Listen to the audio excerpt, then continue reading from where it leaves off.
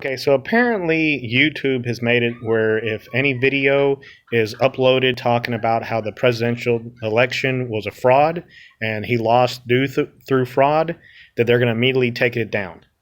Um, you got to look at there has been massive amounts of fraud already found, but what they're saying is it wasn't enough to change the election.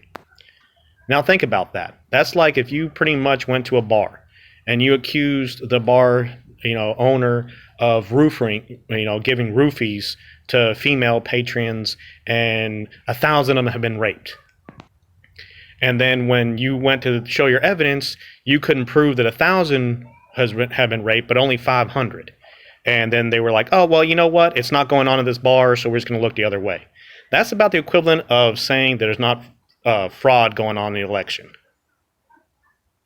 I mean, think about it. Even if you only found 1,000, 2,000, 3,000, 4,000, that's just from what you looked at. That's like saying, oh, well, we only found a couple of laws that have been broken, not the 50 that you found, but 20, 25. Could you imagine if we did all laws that way?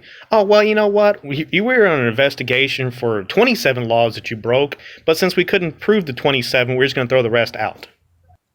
But that's not how prosecutors work.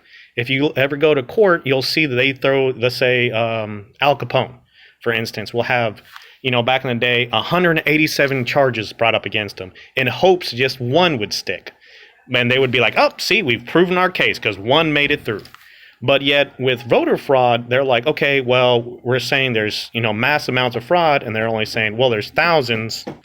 So pretty much what they're saying is if you only found, let's say, 20,000 instead of the 30,000. Well, that doesn't matter. That wouldn't have changed the election. The whole fact is that you found it. And that's just by just a little bit of checking.